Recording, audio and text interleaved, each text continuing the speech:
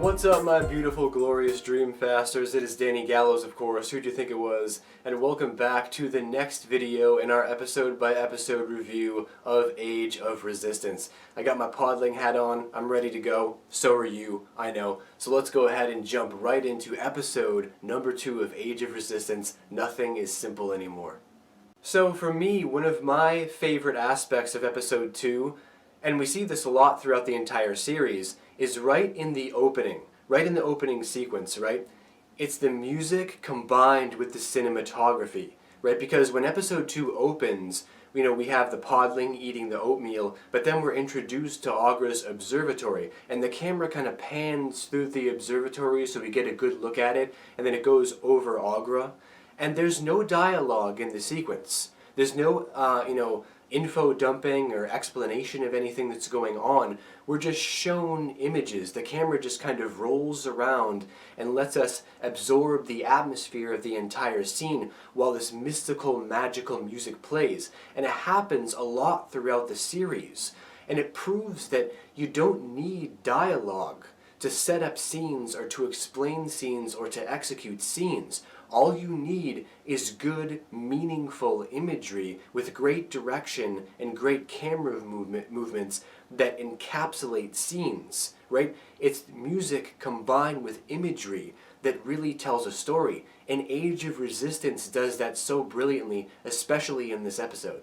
However, having said that though, the dialogue is one of the best aspects of this episode, and that scene, the first scene with the Skeksis that we get to see in episode 2, sets the dialogue up so brilliantly, because during that scene, it's so great to see how the Chamberlain wins favor with Skekso with his silver snaking tongue, setting Rian up for murder and winning favor with the Emperor over the general. And what's so great about that scene is that, we've always known that the Chamberlain is very, very manipulative, but getting to go back and see his roots, how he actually started to win favor with the Emperor, why he was in the position that he was in when we start the Dark Crystal, it's because he's a master manipulator. He is so conniving and cunning and evil and manipulative, and it's so great to actually see how he does everything, how he executes everything,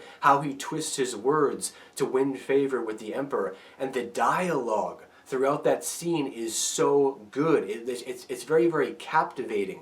It keeps you hanging on every single word. And who'd have thought that you'd be hanging on every single word of the Skeksis, right? Again, very, very dynamic, interesting characters, and it's on full display in this episode.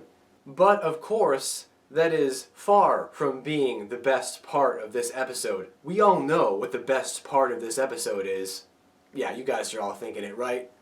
Hup, of course. Yes, this is the episode that we are introduced to the amazing character that is Hup. Yeah, here's my Weta figure right here. It's the only one I own because it's kind of the only one that I can afford right now. But yeah, this is one of my favorite figures right here. I absolutely love this. If you guys don't have this figure, definitely pick it up. The detail and the craftsmanship is just amazing. It's one of my favorite figurines in the entire world. I stare at it all the time when I'm not watching the show. But yeah, this is the episode that we're finally introduced to Hup, and not only is Hup seen great because he saves Deet, and he saves the day, and he is this heroic figure that we all know him so well for, but, if you guys don't know anything about podlings, please watch my previous videos on the podlings to get a full explanation of their history. But the thing about the podlings is that the podlings don't have any ambitions. They don't have any dreams. They don't have any desires, right? They don't want to be heroic figures. They just want to play in the dirt and grow their vegetables and, party and drink and live their simple little lives as podlings, right? But Hup is unique in that he has kind of this strong desire to be a paladin and to be a warrior and to be a hero, and Hup is literally the first of his kind, and that's what makes him so special, is that he has those dreams to go on to be a great warrior. Even though he only has a spoon, he has these dreams to be a great warrior, and so that makes him quite possibly the most unique and special podling on Thra. And right after that, of course, is another amazing scene when Brea goes to see Elder Cadia to try to get more clues to decipher this symbol that she's seen. She's trying to get more information about it. The Sifa know all about, charms and symbols and all these mystical abilities. So of course she seeks out Elder Cadia. And what is so great about this scene, for me at least personally, is that, again, we're opening up the mythology. Before, all we had was the Dark Crystal. We didn't know that there were all of these different tribes and cultures out there, all these different types of Gelfling out there. And I love the Sifa so much because, these are the seafaring Gelfling, right? These are the Gelfling that spend their life in Somadrins and fleets of ships off the coast, and they live their life by the sea and on the sea. And there was something about that that was just so awesome to me. Like, I remember going into, the atmosphere of Elder Cadia's, chambers for the first time. And it just was so mystical and magical. It reminded me of like a mix between Lord of the Rings and Pirates of the Caribbean. It was like this perfect mixture of those two properties. And I just wanted to stay in those chambers forever and just sit there with Brea and discover the secrets with her, because there was just something so magical about that vibe, and it's what inspired me to write about the Sifa myself. I just think that they're definitely, besides the Deucin of course, they are probably my favorite clan. And this is where the story really begins to solidify. We see the sequence of events begin to be set up and executed, right? Rian escapes the castle after experiencing this horrific event. He and Gurjin have this great emotional scene, and then they go steal the Vial of Essence. Gurjin sacrifices himself, Rian escapes the castle, right? And these, really, really horrible things that have happened, that stealing essence from the Gelfling and corrupting the crystal, this wakes Aughra up from her universal slumber. But she can't figure out what's going on. She's searching for answers. She can't figure out why the crystal called out to her in pain. And so finally she figures out, I gotta go see the Skeksis. I left them in charge of the crystal. And now we begin to see how things are set up for the Dark Crystal, right? Ordon leaves to go find Rian to find answers from his son. The framing of the Gelfling begins to take shape. The evil politics start to become vivid, right? And it sets everything up for the movie. And it makes you excited to see what's going to happen, because we know what has happened by the time we get to the Dark Crystal, but now we're getting to see all the events set in place. All the chess pieces are moving into place and being set up on the board, and now we get to see how everything gets knocked down. And episode 2 is really where the story begins to take shape, where everything kind of gets molded into place, and it just makes you really, really happy, because you're about to go on this great adventure to see how everything happened. And man, is it great. But without a doubt, the best scene, absolute best scene in the entire show is the very last scene. Yep, y'all know what I'm talking about. The Peeper Beetle.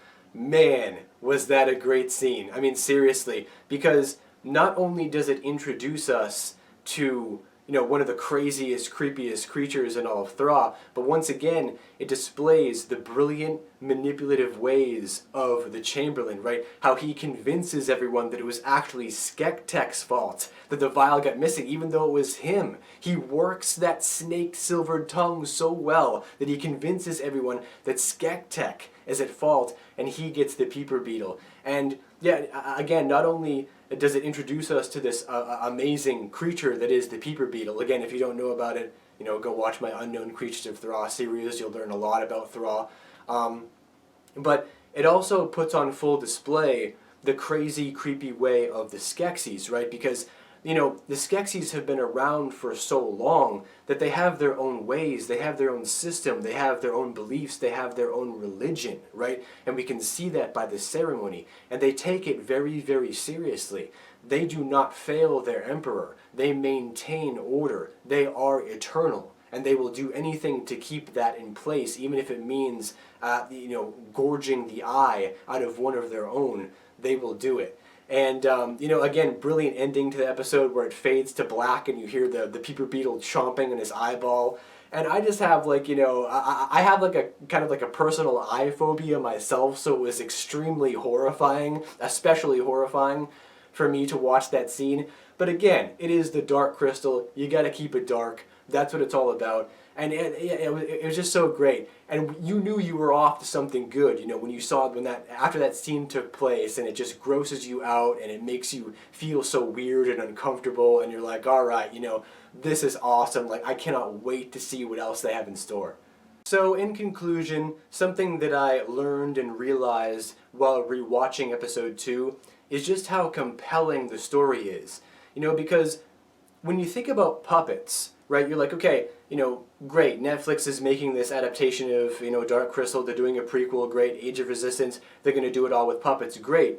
But the story probably won't be that good because the puppeteers do have to operate these puppets for a long time, and people aren't going to be too keen on the idea of puppets, they're not going to want to see them for that long, so the story is probably just going to be bland and generic and boring, and it's just going to be kind of like a cash grab situation where, you know, they'll do the most vanilla thing possible just to get the puppets up on screen, just to get the show out there, and then move on to the next. So you think it's going to be mediocre at best, right? But it's anything but that. They put so much love and passion into this show. The story is so complex and intricate, and there's so many different moving parts, and there's so many different layers. There is so much work put into this show. I mean, there are some live action shows that aren't this good. Most live action shows aren't this good. And it just goes to show you that, you know, for someone to put this much love into a show that was in a lot of ways a risk, because it was done without any live actors at all, it was done with just puppets. For someone to invest so much into that show and have so much faith in it really shows a lot. And it really, you know, as much as Netflix has been through, you know, we do owe them, I guess, a little bit for putting that show out and possibly, you know, choosing to continue it in the future. Because, you know, the cancellation isn't definite. It's only definite right now, but we could return to it in the future. Netflix still has it. They still own it. They can still bring it back. And all we need is that love and passion to come back for them to realize that, hey, you know, did you guys forget how much work you put into that show? Did you guys forget, you know, all this passion that you put into it, you know? Maybe they'll realize that at some point and hear these points, these opinions and these ideas and these beliefs that are shared by this entire community. They'll realize that, and they will bring the show back, and our love for this show will hopefully bring it back. But yeah, that's something that I definitely you know, relearned watching this episode, is just how much work was put into it and how it could have been just a cash grab. It could have been just a generic, mediocre show, but it wasn't. They wanted to make something that was truly great, and they fully succeeded at it.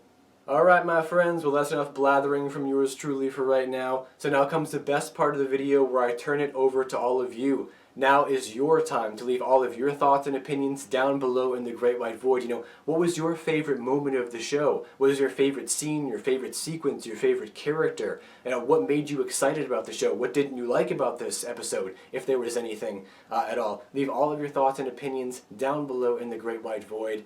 And as always, guys, until next we meet, take care, and I see you guys back here for episode 3 on Friday. And maybe a little something else. I hear Stranger Things has got some new episodes, so might have to check that out soon as well. But as always, guys, until next we meet, take care, and I'll see you guys back on Friday. Later. Forthra!